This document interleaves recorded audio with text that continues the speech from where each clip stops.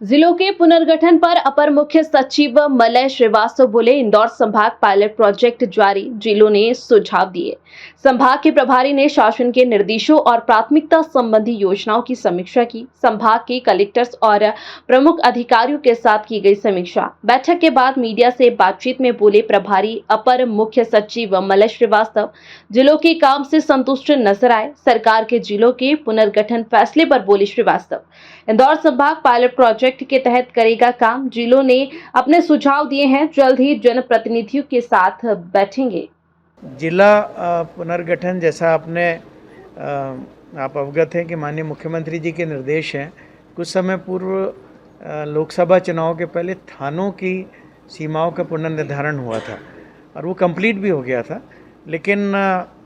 ज़िलों की, अनुभाग की, तहसील की, विकासखंड की तो गवर्नमेंट ऑफ इंडिया लेवल से होती है, तो उसकी एक्सरसाइज भी की जानी थी और माननीय मुख्यमंत्री जी के निर्देशानुसार इंदौर संभाग में पायलट के तौर पे कार्रवाई करनी थी। तो जस्ट इलेक्शन का एमसीसी जारी होने के पहले एक इसमें राज्य सरकार ने कमीशन गठित करने का निर्णय लिया है, जिसके सदस्यों का नामांकन भी शीघ्र होने की संभावना है। लेकिन जो हम लोग को निर्देश मिले थे कि चूँकि इंदौर संभाग को एज अ पायलट यूज़ किया है, तो सभी ज़िलों ने प्रशासकीय आवश्यकताओं के हिसाब से, डिस्टेंस के हिसाब से, या जो को टर्मिनस होना चाहिए तहसील या सब डिवीज़न, तो उसको ध्यान में रखते हुए अलग अलग ज़िलों ने अपने स्तर पर कुछ प्रस्ताव प्रारंभिक तौर पे बनाए हैं। कुछ ने माननीय जनप्रतिनिधियों से चर्चा करी, कुछ आगे आने वाले समय में करेंगे। तो जब भी इसमें राज्य स्तर पर बैठक होती है या कमीशन के सामने, हम कम से कम इंदौर संभाग के ज़िलों की जो भी प्रस्ताव है या जो भी कारण है जिसके वजह से औचित्यपूर्ण जो प्रस्ताव है उस पर कार्रवाई की जा सकती है, उनके समक्ष रखेंगे। एक एक संभाग की जवाबदारी दी गई है और अपेक्षा ये है कि उस संभाग में माननीय मुख्यमंत्री जी समय समय पर बैठक लेते हैं, जिसमें माननीय जनप्रतिनिधि भी रहते हैं, और उसके बाद अपर मुख्य सचिव इस तरह के जो भी हमारे संभागीय प्रभारी हैं, जैसे मैं इंदौर का हूँ, हम लोग ज़िलों से और संभाग स्तर पे कमिश्नर साहब से लगातार मॉनिटर करके ये प्रयास करते हैं कि उनका कंप्लायंस हो,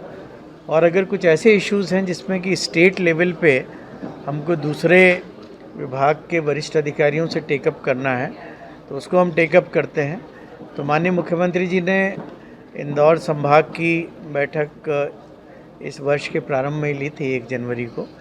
2024 में,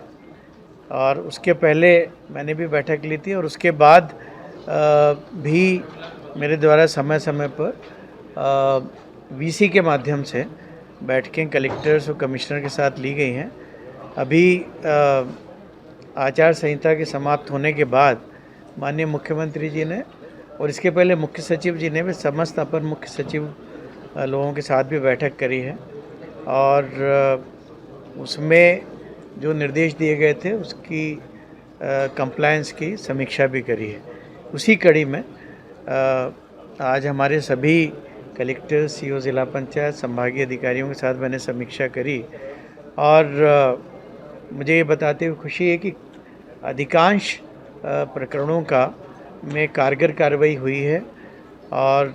कुछ ऐसी स्वीकृति की प्रक्रिया थी जो आदर्श आचार संहिता के कारण कुछ समय के लिए बाधित हुई थी, उसमें भी स्वीकृति की कार्रवाई प्रारंभ हो गई है।